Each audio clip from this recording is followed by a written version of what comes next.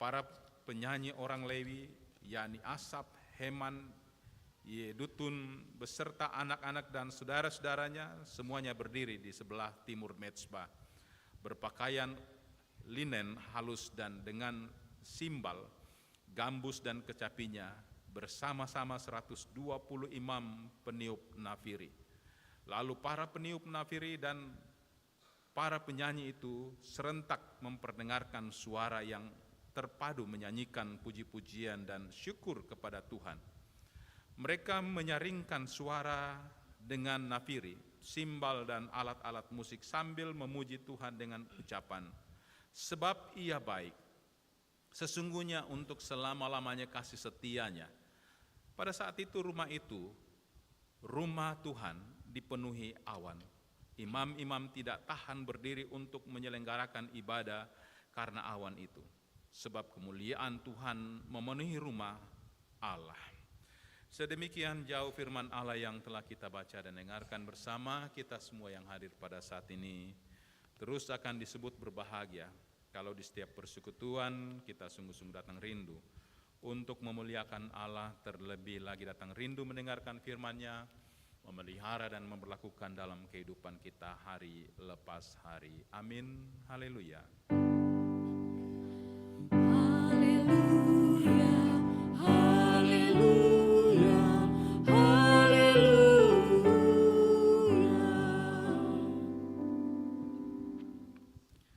Raja Salomo dan segenap umat Israel yang sudah berkumpul di hadapannya berdiri di depan tabut itu dan mempersembahkan kambing domba dan lembu yang tidak terhitung dan tidak terbilang banyaknya. Ayat 6 menjadi pokok penekanan dalam perenungan ini dan diberi topik atau tema Sigep Sultra, mengingat kebaikan Allah.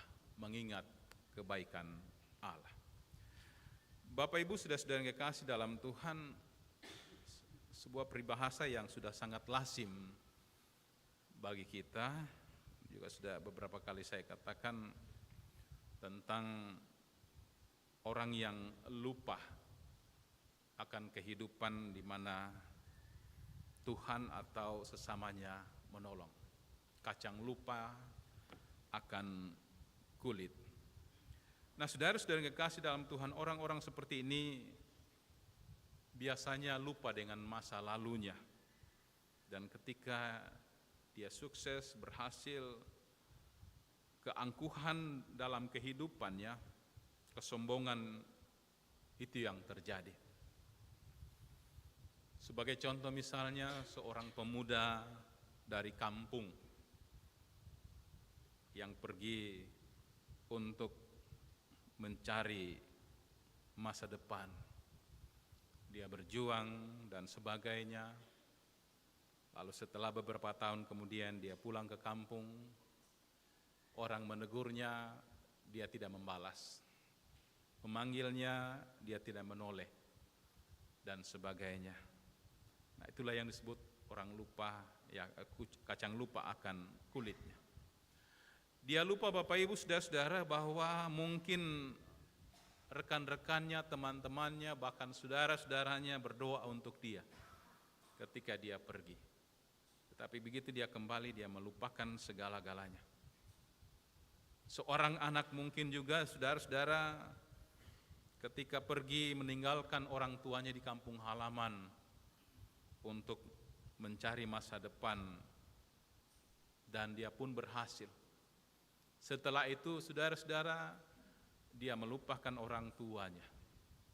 Dia melupakan bagaimana dia harus dikandung, dilahirkan, dia harus disusui, dipelihara. Ayahnya harus banting tulang mencari nafkah untuk anaknya. Dan setelah berhasil, dia malu terhadap orang tuanya. Banyakkan kisah seperti itu. Ada legenda dari Sumatera Barat yang sangat terkenal, ya, namanya Malin Kundang, anak durhaka.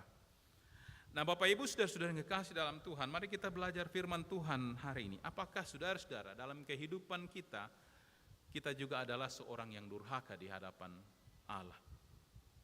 Kisah tentang Salomo Bapak, Ibu, Saudara-saudara, kita mengenal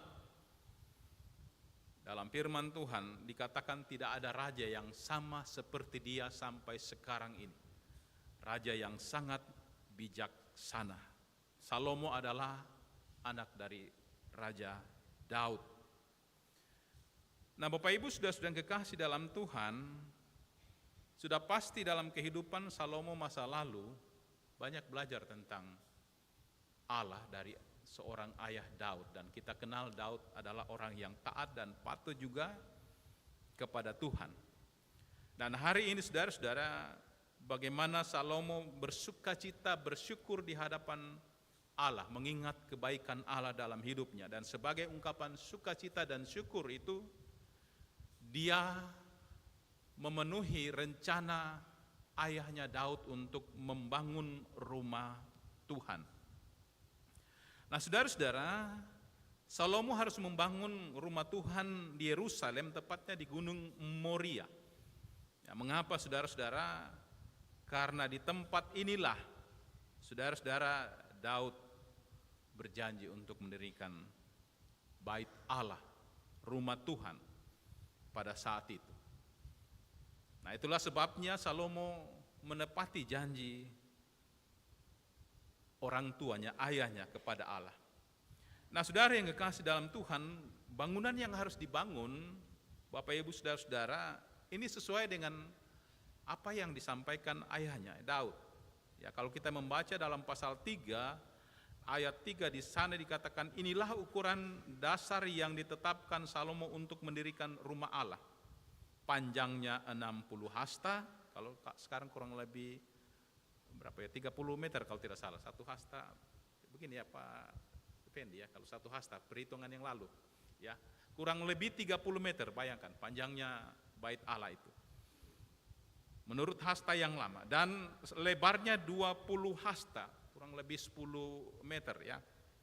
Nah, tingginya dikatakan 120 hasta, berarti sangat tinggi bangunan ini. Nah, Bapak, Ibu, Saudara-saudara, pembangunan ini tidak 1, 2, 3 tahun, tetapi sangat jangka panjang. Mengapa, saudara-saudara?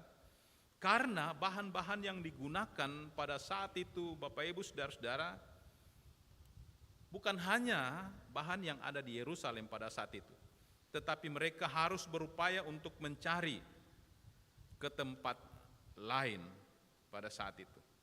Karena bangunan ini mereka mau bangun tidak asal pada saat itu.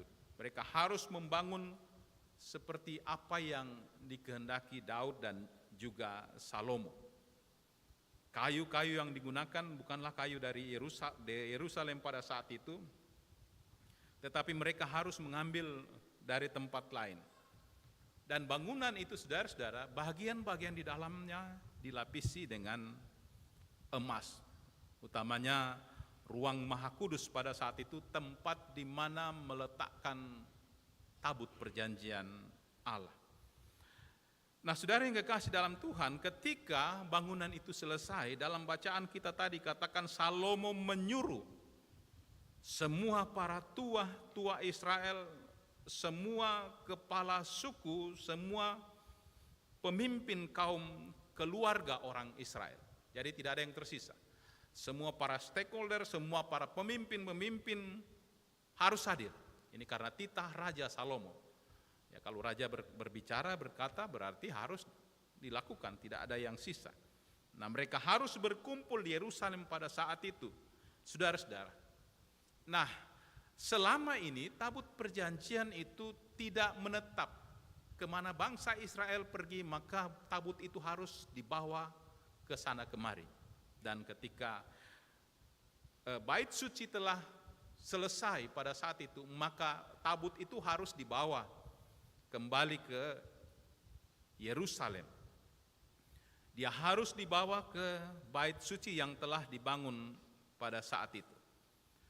Nah, Bapak, Ibu, Saudara-saudara, dalam ayat yang dikatakan, ayat ketiga dikatakan semua orang Israel berkumpul di hadapan raja. Kita bisa bayangkan, saudara-saudara, kalau semua orang Kendari disuruh kumpul di XMTQ, mungkin tidak muat ya, kalau semua orang Kendari. Jadi kita bisa bayangkan bagaimana banyaknya orang Israel pada saat itu harus melakukan, karena dikatakan ini semua, artinya tidak yang tersisa. Ya mungkin paling ada yang orang sakit atau apa dan sebagainya. Tetapi kata semua ini berarti tidak ada aktivitas yang lain pada saat itu selain berkumpul di Yerusalem, tempat di mana membangun bait suci. Mereka berkumpul di hadapan raja pada saat itu. Nah, Bapak Ibu Saudara-saudara, pada saat itu tepat dikatakan hari raya di bulan ke-7. Nah, Bapak Ibu Saudara-saudara, hari raya bulan ke-7 ini adalah hari raya Pondok Daun. Mengapa dikatakan Pondok Daun? Ya namanya pondok, berarti atapnya daun. Ya, itulah sebabnya dikatakan hari Pondok Daun. Hari Pondok Daun ini dirayakan 7 hari lamanya. Ini mengingat kisah perjalanan bangsa Israel dari Mesir ke Kanaan pada saat itu. Nah, setiap mereka dalam perjalanan, saudara-saudara, ketika mereka harus menginap, mereka harus membangun pondok dan atapnya adalah daun. Nah, itulah disebut dengan hari raya Pondok Daun, karena atap terbuat dari daun. Nah, itu berarti bahwa mereka merayakan pada saat itu selama 7 hari. Nah, saudara yang kekasih dalam Tuhan, kita bisa membayangkan bagaimana hiruk pikuknya orang-orang yang ada. Waktu saya pertama ke Bombana itu hari, saya bertanya dengan orang di sana, bagaimana keadaan Bombana ini waktu zaman emas itu muncul. Dia bilang, Pak Pendeta, ini Bombana betul-betul bukan menjadi daerah atau kota mati.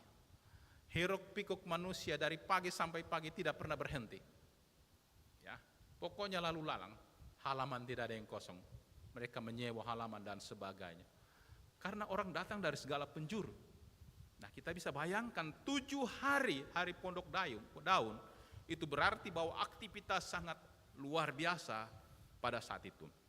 Nah, Bapak Ibu saudara-saudara yang kekasih dalam Tuhan, setelah semua mereka berkumpul dikatakan semua tua-tua Israel datang. Orang Lewi pun pada saat itu mengangkat tabut itu. Mereka membawa tabut itu masuk ke dalam kemah, ya, masuk ke dalam pertemuan dan segala perlengkapan yang kudus yang ada dalam kemah itu. Semuanya diusung oleh imam-imam dan orang-orang Lewi. Kenapa disebut sini imam-imam dan orang-orang Lewi? Karena saudara-saudara, bagian dari setiap pelayanan di sinagoge, di bait Allah itu tidak boleh orang lain. Itu orang Lewi. Itulah sebabnya saudara-saudara, imam-imam pada saat itu, semua pengurus-pengurus dalam bait Allah itu pada saat itu adalah orang Lewi. Ya, jadi kalau dengar persepuluhan pada masa lalu, jadi persembahan itu untuk para orang Lewi, karena mereka fokus dengan pelayanan, mereka tidak melakukan apa-apa. Itulah sebabnya maka harus ada persepuluhan, harus memberikan kepada orang-orang Lewi. Mereka mengatur itu dan mereka pakai itu. Nah, saudara yang kekasih dalam Tuhan, mereka mengangkat tabut perjanjian itu. Nah, saudara yang kekasih dalam Tuhan, dikatakan di sini dalam selama 7 hari itu mereka berkumpul di hadapan Allah. Mereka berdiri di depan tabut itu, mempersembahkan semuanya yang terbaik. Mengapa harus di depan tabut? Karena tabut itu adalah simbol atau lambang kehadiran Allah. Jadi orang bukan menyembah tabutnya, tetapi itu adalah simbol atau lambang kehadiran Allah. Itulah sebabnya kemana bangsa Israel pergi, mereka harus mengusung itu. Nanti kalau selesai ibadah, saudara-saudara mau lihat gambarnya, ada di konsistori. Ada tabut perjanjian di sana. Nah, di dalamnya itu saudara-saudara dikatakan dalam bacaan kita tadi kosong. Hanya yang ada adalah 2 loh batu. Saudara-saudara pernah ingatkah ketika Musa harus ke gunung apa itu, ambil 2 loh batu? Iya. Mereka ambil dua loh batu pada saat itu, dan 2 loh batu itulah yang dimasukkan dalam tabut perjanjian. Karena itu adalah satu-satunya tulisan tangan langsung dari Allah. Bukan lewat para nabi pada saat itu. Musa mengambil dari hadapan Allah, karena Tuhan sendiri yang menulis 10 hukum itu. Dia menulis pada saat itu, karena itu di bawahnya itu sebagai simbol, lambang. Kemanapun mereka pergi, mereka membawa pada saat itu. Dan mereka dikatakan mempersembahkan yang terbaik. Kambing domba, lembu, dikatakan tidak terhitung dan tidak terbilang banyaknya. Kita tidak bisa banyaknya manusia pada saat itu, dikatakan persembahan ini lebih banyak, sampai tidak bisa terhitung banyaknya. Kenapa seperti itu? Karena ini adalah bagian ungkapan sukacita dan syukur. Bukan hanya Salomo sebagai raja, bukan hanya keluarga Salomo, tetapi bagi semua bangsa, umat Tuhan atau Israel pada saat itu. Imam-imam, saudara-saudara, membawa tabut perjanjian Tuhan itu ke tempat atau di ruangan terdalam itu, di tempat Maha Kudus di bawah sayap kerub. Nah, Bapak Ibu, saudara-saudara, bait suci atau sinagoge itu terbagi 3 ruangan. Ya, ruang pertama ruangan Maha Kudus, tempat tabut perjanjian Allah. Ruang kudus ini ruang para orang Lewi atau imam-imam, dan ruang paling terakhir adalah ruangan biasa, itu tempatnya umat. Nah, itulah sebabnya pada saat itu umat tidak bisa untuk berbicara langsung kepada Allah, mempersembahkan apapun kepada Allah. Harus melalui ruang kudus untuk berbicara ke Maha Kudus. Harus melalui imam-imam. Jadi tidak boleh orang berbicara langsung kepada Allah. Ya, Musa sendiri ketika berhadapan dengan Tuhan di sini pada saat itu menerima 2 loh batu, dia tidak mampu untuk melihat. Ya, bahkan kalau bangsa Israel mencoba untuk melihat, dalam kisah itu dikatakan mereka akan mati karena mereka tidak mampu melihat kekudusan. Bapak Ibu saudara-saudara, itulah sebabnya 2 loh batu dibawa ke tempat itu, saudara-saudara, dan setelah itu dikatakan mereka kembali.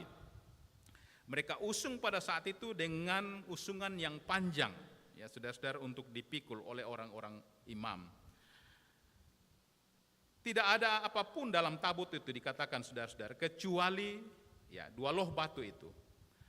Lalu para imam keluar dari tempat kudus. Semua imam yang ada pada waktu itu telah menguduskan dirinya tanpa mengikuti giliran.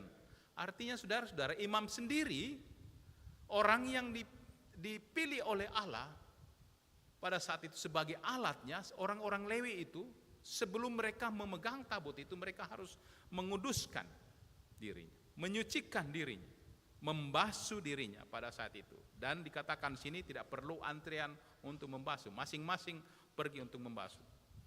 Ayat 12, para penyanyi orang Lewi, yakni Asap, Heman, Yedutun, beserta anak-anak dan saudara-saudaranya, semuanya berdiri di sebelah timur mezbah, berpakaian lenan halus dan mengambil simbal, semua alat-alat musik dikatakan sini.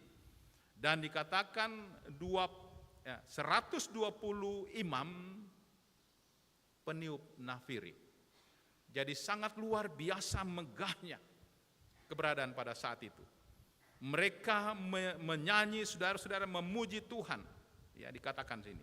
Mereka sambil memuji Tuhan dengan ucapan sebab Ia baik. Jadi saudara-saudara kalau pernah mendengarkan Mazmur pasal 100, ya, jadi ini puji-pujian yang diungkapkan pada saat itu. Mazmur pasal 100. Bersorak-soraklah bagi Tuhan hai segenap bumi. Beribadahlah kepada Tuhan dengan sukacita, datanglah ke hadapannya dengan sorak-sorai. Ketahuilah bahwa Tuhanlah Allah, Dialah yang menjadikan kita dan milik Dialah kita, umatnya dan kawanan domba gembalanya.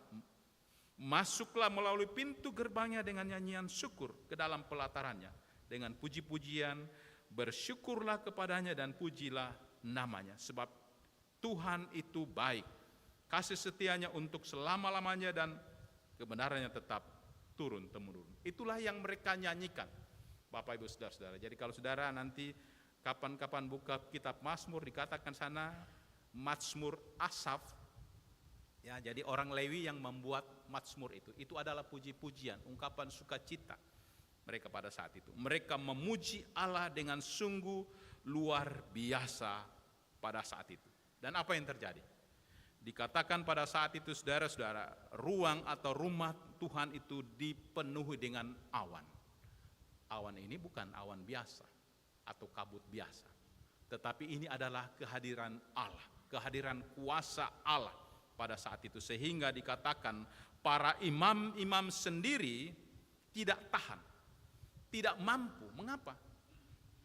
Karena kehadiran Allah pada saat itu dalam rupa awan, ini adalah kekudusan, kesucian. Jadi manusia seperti tidak layak untuk berada di antara awan pada saat itu. Tetapi mereka tetap memuji Allah.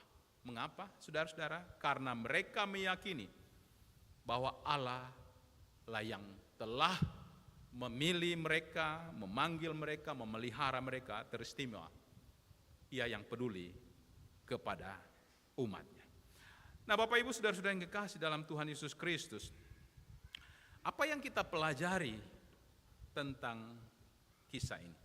Yang pertama adalah tindakan memuji dan menyembah Allah. Apa yang dilakukan Salomo bersama seluruh rakyatnya pada saat itu bukan hanya sekadar formalitas belaka, bukan sekadar seremonial belaka, pesta pora yang luar biasa, sukacita yang luar biasa, bukan. Tetapi mereka mengungkapkan itu adalah sebagai tindakan untuk memuji dan menyembah Allah. Jadi mereka sungguh-sungguh melakukan pada saat itu hanya karena untuk kemuliaan Allah. Bukan Salomo mencari keuntungan dari kegiatan itu, tetapi semata-mata betul-betul untuk kemuliaan Allah. Yang kedua, Bapak Ibu saudara-saudara, pada saat itu ketika mereka menyembah Allah, bukan hanya sekedar menyembah, tetapi ada tindakan yang nyata, memberi yang terbaik. Dikatakan tadi saudara-saudara, mereka mempersembahkan kambing domba, lembu, dan tidak terhitung, terbilang banyaknya. Ini karena sukacita mereka. Ambil, beri, dan sebagainya. Tidak ada yang terbebani pada saat itu. Mereka melakukan betul-betul dengan ketulusan hati pada saat itu. Itulah yang mereka lakukan. Nah, jika direfleksikan dalam kehidupan kita, bagaimana dengan saudara-saudara dan saya? Mari kita merenungkan perjalanan kehidupan kita. Berapa umur kita saat ini? Segitu saudara-saudara, kasih Allah dalam hidup kita. Ia tidak pernah mengurangkan waktu dalam hidup kita, memilih hanya waktu hari ini saja, jam ke ini saja. Saya mau mengasihi, misalnya Bapak Penatua Benihan. Hari ini saya tidak mau kasih dia, hari ini saya tidak ada. Allah sungguh baik. Allah begitu setia, sama ketika ia membebaskan umatnya pada saat itu, memelihara umatnya. Demikian pun dalam kehidupan saudara-saudara dan saya. Kasih kemurahan Allah dalam kehidupan ini tidak pernah berkesudahan. Tetapi justru terkadang kitalah yang lalai. Kitalah yang lupa terhadap Allah dalam hidup kita. Nah, Bapak Ibu saudara-saudara, firman Tuhan mau mengajak saya dan saudara dalam hidup ini. Mari sebagai umat yang dikasihi, sepatutnya, seharusnya lah kita bersyukur dalam hidup kita. Dan apa yang kita lakukan dalam hidup ini bukan hanya sekadar, tetapi harus ada tindakan nyata dalam hidup kita. Kan banyak orang saudara-saudara hanya bisa mengucapkan terima kasih, syukur dalam hidup ini, tetapi itu hanya sebatas di mulut saja. Bagaimana dengan tindakan nyata dalam hidup ini? Banyak orang bersyukur kepada Allah hanya dalam perkataan saja, tetapi bagaimana tindakan nyata dalam hidup kita? Adakah tindakan kita sebagai sesuatu yang nyata ketika kita bersyukur di hadapan Allah? Demikian juga dalam hidup kita bersama dengan sesama kita.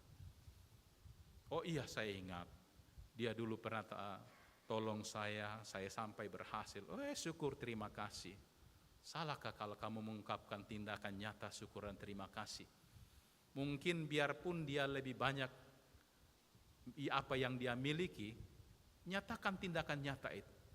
Datanglah kepadanya untuk bersyukur, menyatakan sukacita kepadanya. Kalau perlu memberikan sesuatu, dia mau tolak tidak apa-apa. Ini sebagai tindakan nyata. Demikian pun dalam kehidupan saya dan saudara-saudara. bersyukur dan berterima kasih itu harus ada tindakan nyata dalam hidup kita. Karena itu saya sering mengatakan, orang yang telah diberkati Tuhan dan tidak ada tindakan nyata syukur dalam hidupnya, orang itu tidak tahu berterima kasih.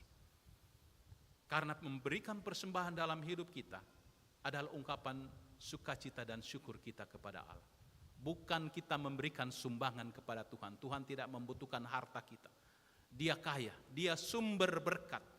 Yang kita berikan itu adalah untuk pelayanannya di bumi ini. Demikian juga saudara-saudara dalam kehidupan kita. Ketika kita bersyukur dan kita menyatakan itu dalam penyembahan kita, peribadatan kita. Adakah dalam kehidupan tindakan nyata penyembahan dan peribadatan dalam hidup kita? Jangan-jangan kita hanya melakukan karena sesuatu formalitas belaka. Supaya tetangga, supaya teman, supaya jemaat yang lain jangan mentertawakan saya karena saya orang Kristen, tidak pergi ke gereja, tidak pergi biston dan sebagainya. Dan ketika kita hadir, adakah tindakan nyata dalam kehidupan kita dalam penyembahan seperti ini? Jangan-jangan hanya tubuh kita yang hadir, hanya fisik kita yang ada kelihatan, tetapi hati dan pikiran kita gentayangan, mengembara kemana-mana. Itu berarti saudara-saudara, dalam menyembah Allah pun tidak ada tindakan nyata. Karena itu firman Tuhan saat ini mau mengajak saya dan saudara-saudara, mari dalam kehidupan ini nyatakan syukur kita, nyatakan peribadatan kita dalam tindakan yang nyata. Amin. Terpuji nama Tuhan. Saudara-saudara, untuk mengikrarkan iman kita, saya jemput untuk berdiri. Marilah saudara-saudara dengan segenap orang percaya di muka bumi, kita datang bersama-sama di hadapan Allah. Lalu kita mengikrarkan iman kita sesuai dengan pengakuan iman rasuli yang berkata, aku percaya kepada Allah, Bapa yang Maha Kuasa, Halik langit dan bumi, dan kepada Yesus Kristus, anaknya yang tunggal Tuhan kita, yang dikandung daripada yang menderita di bawah pemerintahan Pontius Pilatus, disalibkan, mati dan dikuburkan, turun ke dalam kerajaan, pada hari yang ketiga bangkit bulan torong, naik ke sorga, duduk di sebelah kanan Allah, Bapa yang Maha, dan akan datang dari sana untuk menghakimi orang yang hidup. Aku percaya kepada Roh Kudus, gereja yang kudus dan persekutuan orang kudus, pengampunan dosa, kebangkitan dan silakan. Kita akan mendengarkan persembahan pujian dan angklung dari pelayanan kategorial lanjut usia. Disilakan.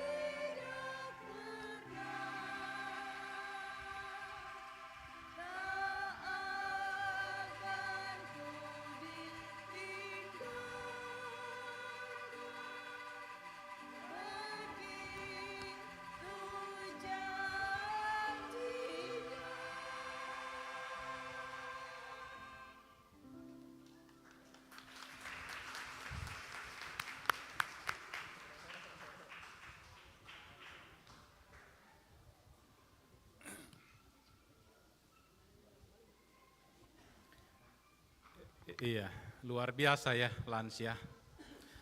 Kalaupun tadi sedikit agak lambat loading itu wajar. Kalau saudara-saudara, karena saudara-saudara akan mengalami juga itu dengan saya nanti.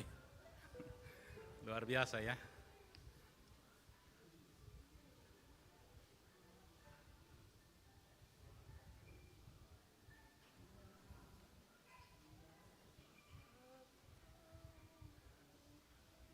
Kita siapkan persembahan syukur kita yang kita lah siapkan dari rumah tangga kita masing-masing.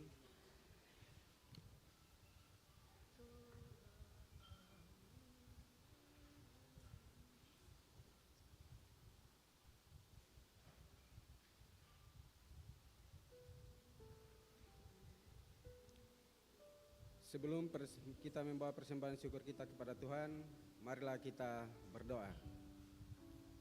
Ya Tuhan Yesus, kami bersyukur kepadamu karena kasih dan pengorbananmu mendorong kami untuk memberi persembahan sukarela ini.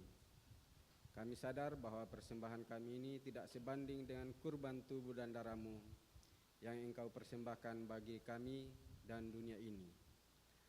Terima serta kuduskanlah ya Tuhan, agar berguna untuk pelayanan kasih dan keadilan demi kemuliaan namamu. Amin. Sambil kita mengumpulkan persembahan kita, kita iringi dari Kidung Jemaat 365 Ragam C, bait pertama hingga yang ke-6.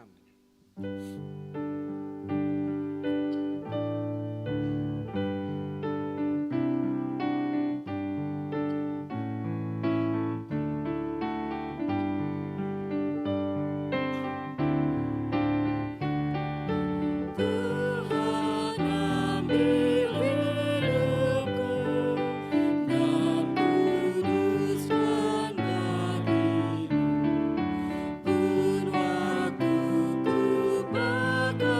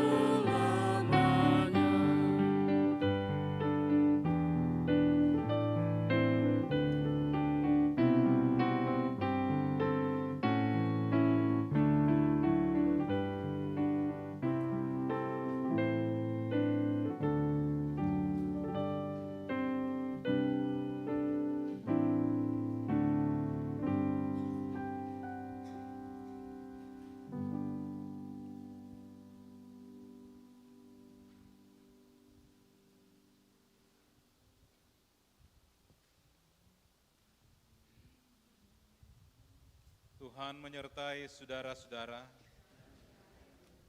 Mari berdoa. Ya Tuhan, pimpinlah kami dengan roh-Mu, supaya kami dapat memahami dan menghayati kabar keselamatan yang diberitakan melalui pelayanan perjamuan kudus-Mu ini. Amin.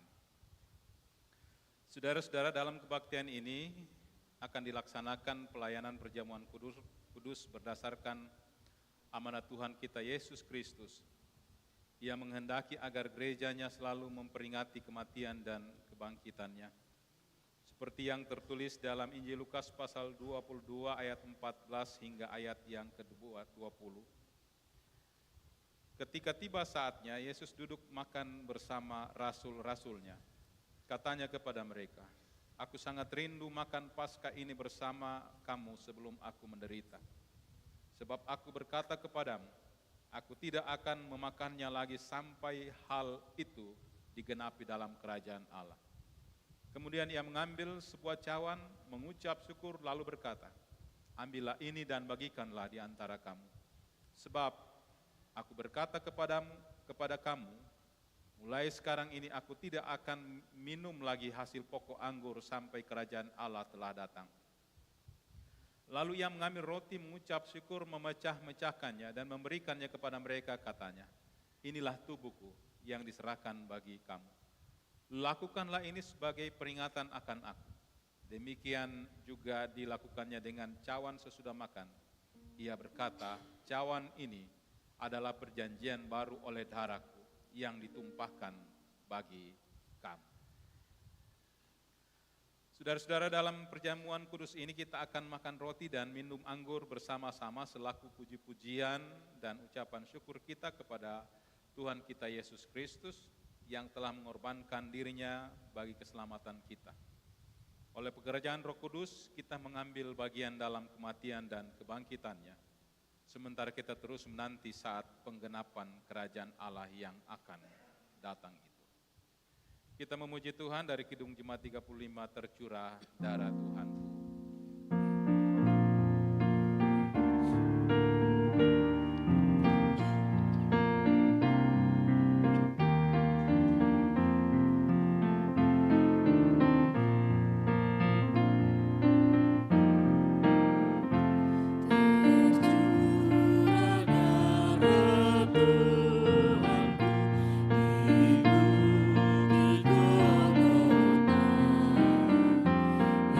Yang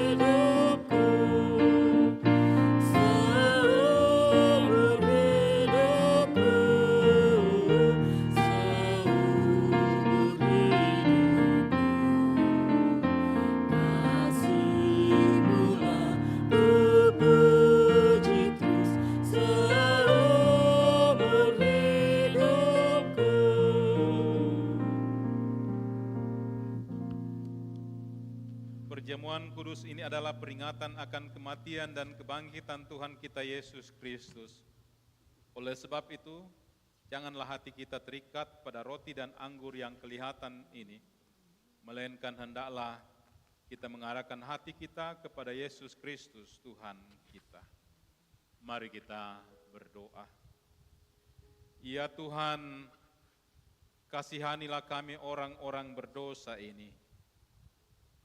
Amin. Saudara-saudara, marilah karena segala sesuatu telah tersedia.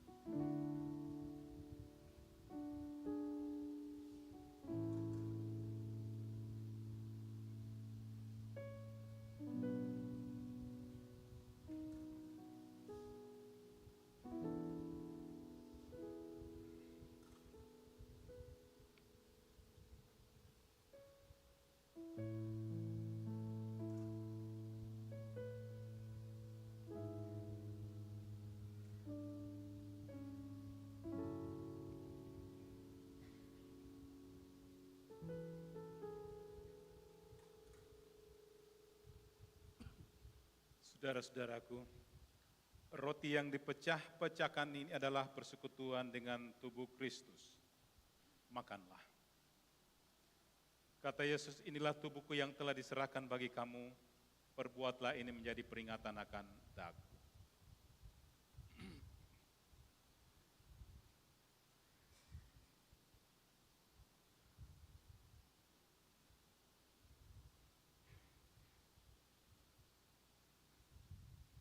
Dan cawan pengucapan syukur ini adalah persekutuan dengan darah Tuhan Yesus Kristus. Minumlah kamu sekalian dari cawan ini. Yesus berkata, inilah darahku, darah perjanjian yang telah ditumpahkan bagi banyak orang untuk ampunan dosa. Bagi saudara-saudara yang telah mengambil dan mengikuti dalam perjamuan kudus ini, terimalah berkat Tuhan.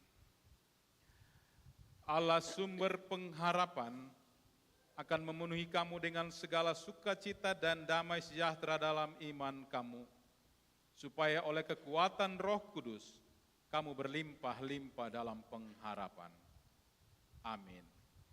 Gedung NKB 83 Nun di Bukit yang Jauh.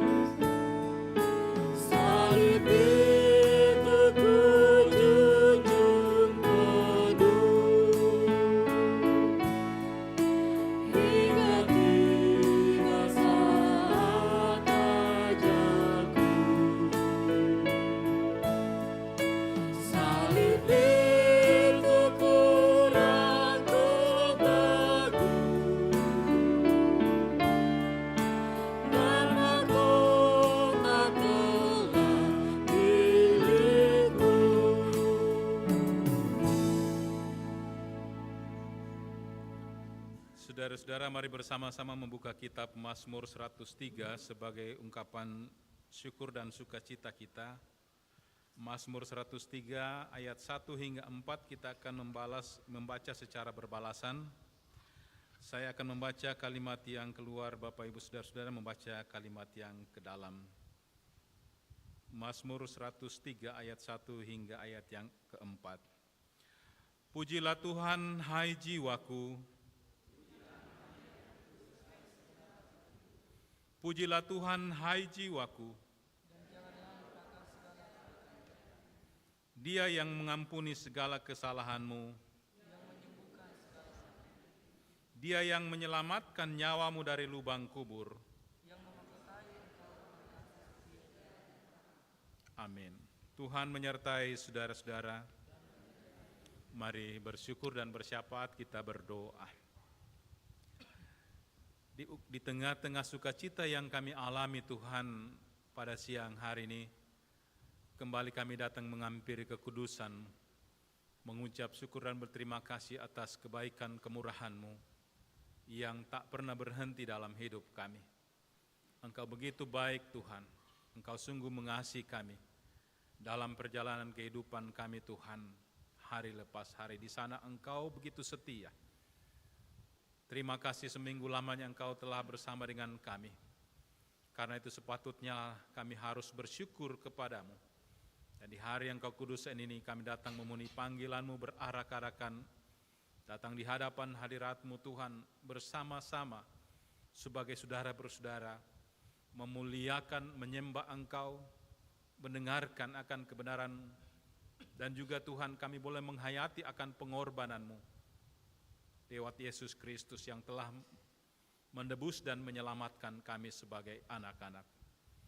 Terima kasih Tuhan, waktu yang indah kami boleh memuji-muji Engkau. Terlebih lagi kami boleh bersyukur Tuhan Engkau hadir menyapa kami. Sungguh Bapa, Engkau begitu setia dan baik, terus menyadarkan, mengingatkan kami. Lewat firman-Mu hari ini Tuhan, Engkau mengetuk pintu hati kami, terlebih lagi pintu iman kami, supaya kami mau melihat akan perjalanan kehidupan ini. Apakah Tuhan, kami sungguh-sungguh terus mengingat kebaikan-Mu dalam hidup kami. Karena itu Tuhan, kami harus menyatakan itu dalam hidup kami sebagai tindakan yang nyata. Ketika kami menyembah Engkau, ketika kami bersyukur kepadamu. Terima kasih Tuhan atas firman-Mu, mampukan kami, supaya kami sungguh-sungguh menjadi pelaku firman-Mu yang terbaik dimanapun kami berada. Ya Allah Bapa dalam surga, kami mau bersyukur dan berterima kasih atas kemurahan dan kebaikan-Mu dalam perjalanan kehidupan kami. Dalam seminggu lamanya Tuhan, Engkau telah memberkati kami semua. Dan ada beberapa kekasih-kekasih kami boleh bersyukur atas penambahan usia dan juga ulang tahun pernikahan keluarga mereka. Kami mau bersyukur atas ulang tahun kekasih kami, Penatua Hendrik Lolo Payung, Indra Anwar, Anselmus A.R. Masiku, Daud Jama L, Yohana Lese, Valeria Erena Sinaga, Alexandra Natania Ameri Pasolang, Cindy Levina Boboy, Dian Raisa Ditami, Johan Sampe A. Rampualo, Juan Aldeto G. Rongko Kaloe, Aldrik Mosa Paul, Yasrin Ngi, Eli Rosalina Bonde, Nita Tambing, Yunita Sari, Arnold Arang M. Hode, Luh Yuni Supriyantini,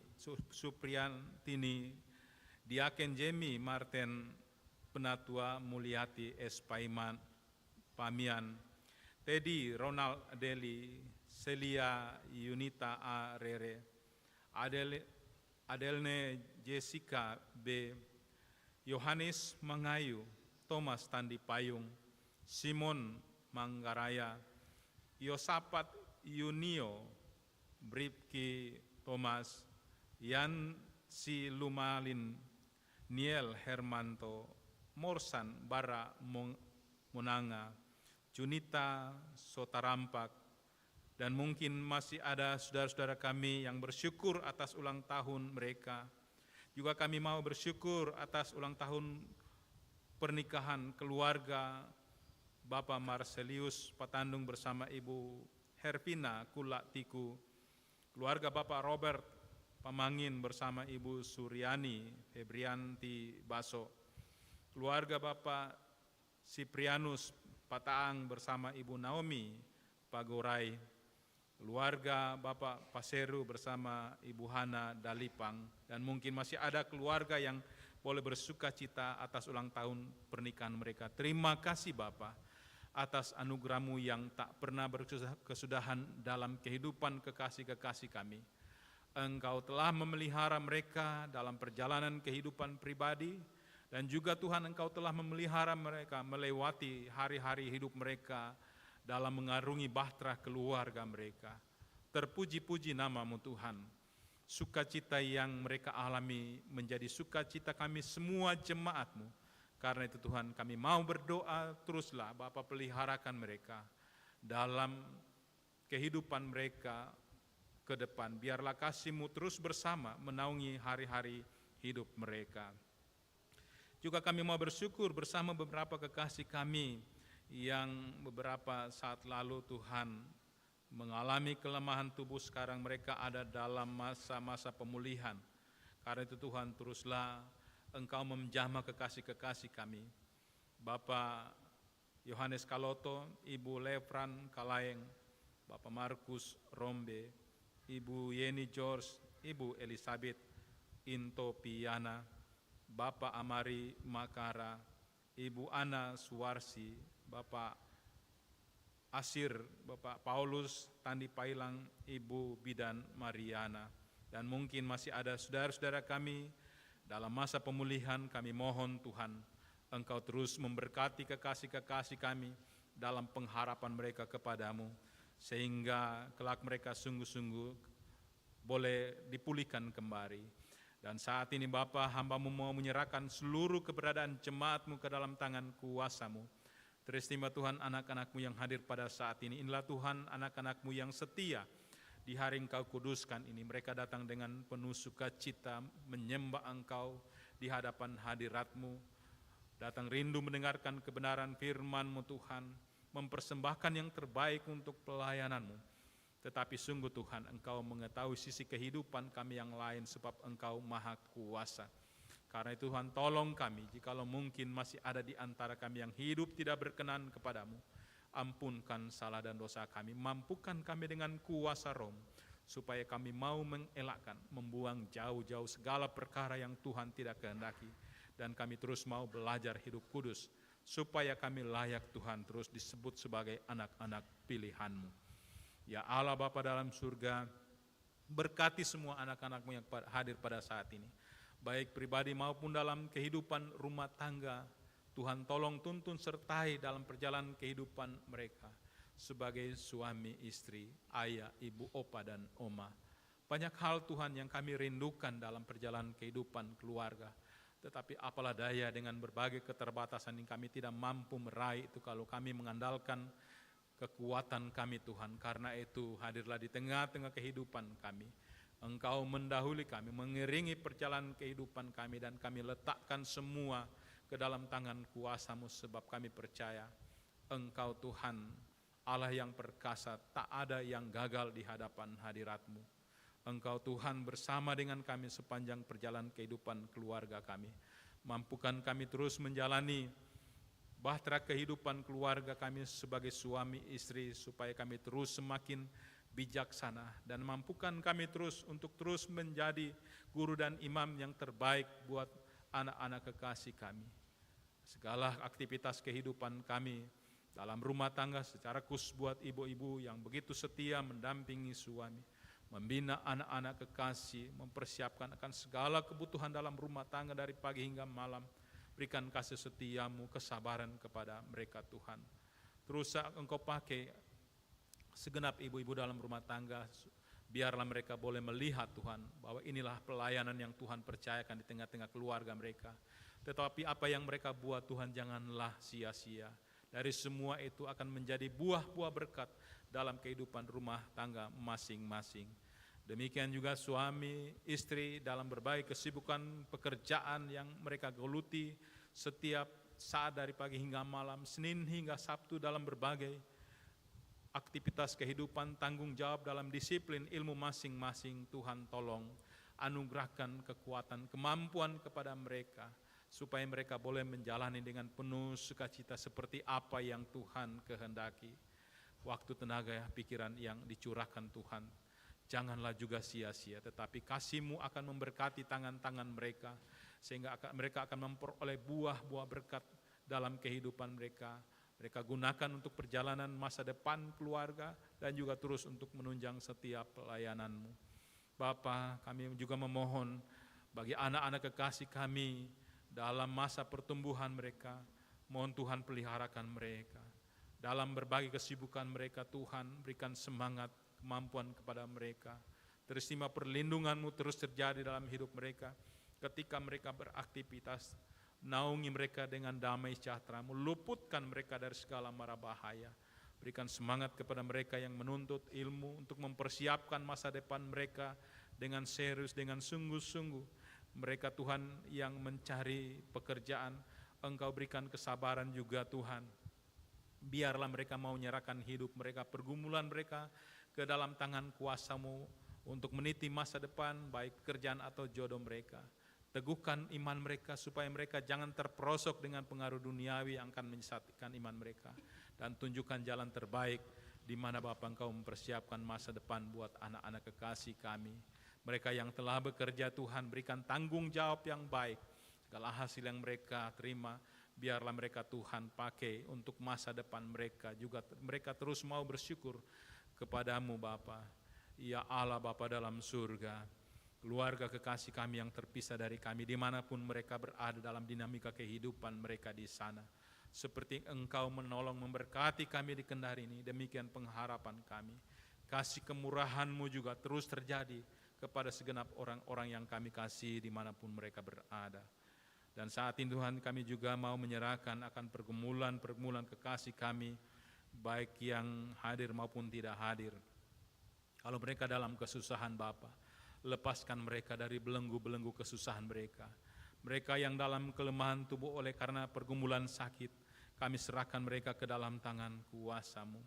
Kekasih kami Ibu Yesna Boonde, kekasih kami Penatua Yonatan, kekasih kami Ibu Mercy Jaswari, kekasih kami Bapak Alex Lomban.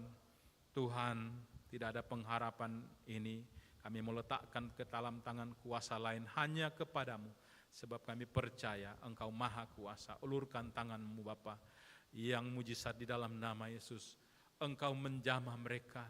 Tuhan biarlah apa yang mereka terus lakukan untuk pemulihan ini, Tuhan berkati sarana-sarana yang melekat dalam tubuh mereka, yang mereka terima, yang mereka persatukan dalam tubuh mereka, perawatan dari dokter medis maupun keluarga. Biarlah Tuhan Engkau memakai semua itu sebagai media alat-Mu untuk mengangkat segala beban penyakit dalam tubuh kekasih kami. Dengan harapan dan doa kami Tuhan, mereka boleh terlepas dari belenggu pergumulan sakit mereka. Juga kami terus mau berdoa bagi saudara-saudara kami dalam pergumulan oleh karena keterbatasan mereka, lansia, janda, duda, anak yatim piatu, anak piatu dan anak yatim. Tuhan Engkau melihat akan pengharapan mereka Tuhan, keluh kesah mereka. Pakai orang di sekitar mereka, bahkan kami semua, supaya kami mau hadir untuk memberikan kekuatan, bahkan pelayanan dalam kehidupan mereka. Juga tanggung jawab dalam pelayan lingkup jemaat sebagai pendeta, penatua, diaken, para pengurus kategorel, panitia tim musik, tata usaha, kostor, dan apapun itu. Demikian juga dalam lingkup klasis sinode, persekutuan gereja Gremo.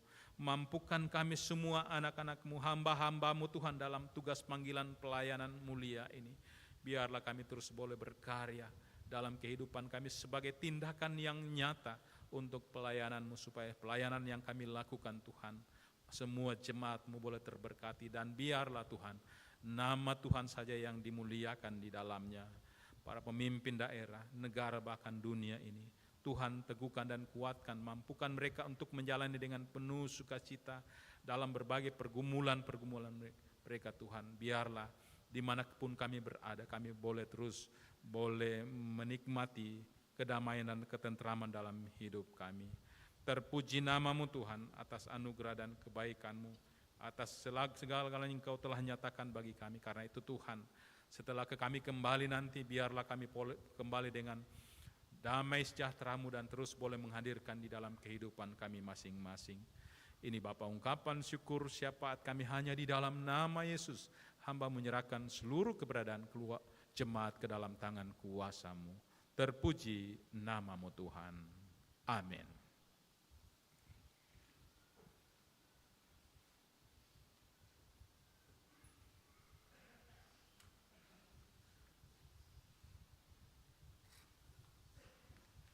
Sidang jemaat, kita masuk dalam warta jemaat, yaitu ibadah rumah tangga.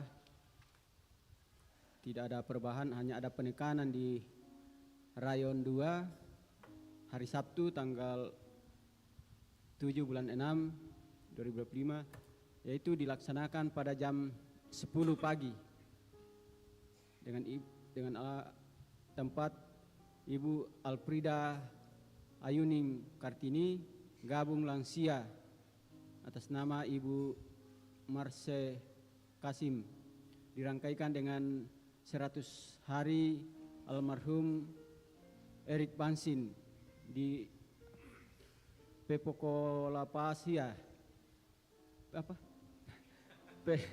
Pepokolapasia, mengundang majelis orel yang dilaksanakan di Swiss Bell Hotel Kendari. Masuk dalam yang berikutnya, yaitu penyampaian info dari BPMJ.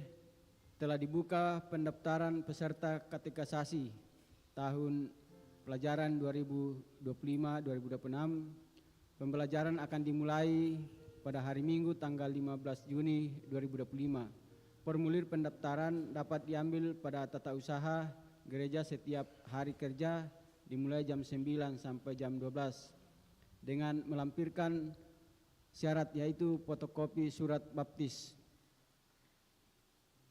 Kemudian panitia pemilihan sehubungan dengan pemilihan calon penatua dan diaken masa bakti 2025-2030 untuk surat suara yang telah dibagikan kepada jemaat sudah dapat dikembalikan dan dimasukkan ke kotak suara sesuai dengan rayon masing-masing yang terletak di depan pintu gereja.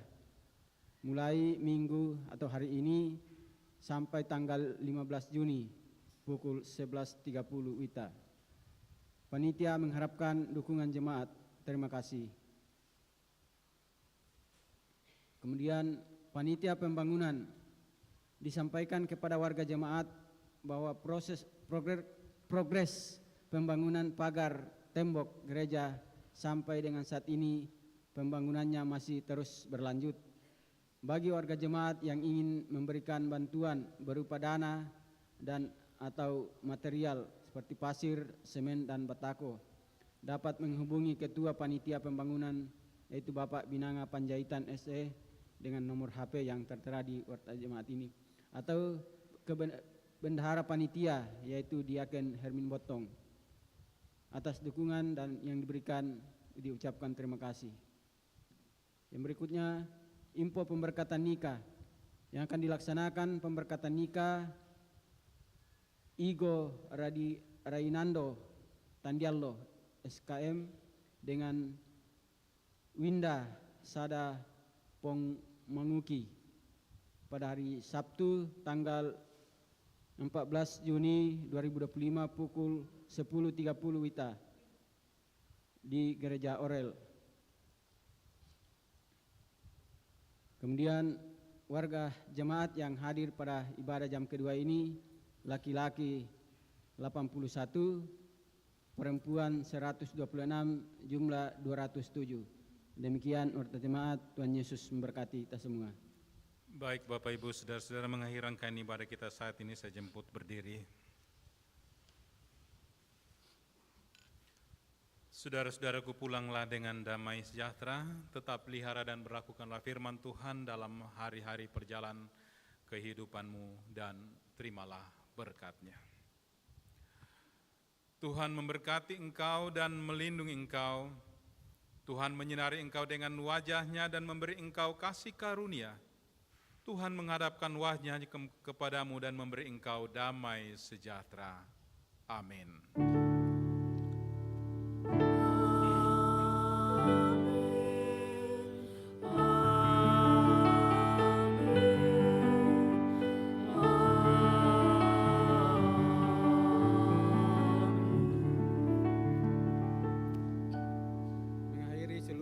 rangkaian ibadah kita pada saat ini, kita tutup dengan NKB 211 pada bait pertama dan bait yang ketiga.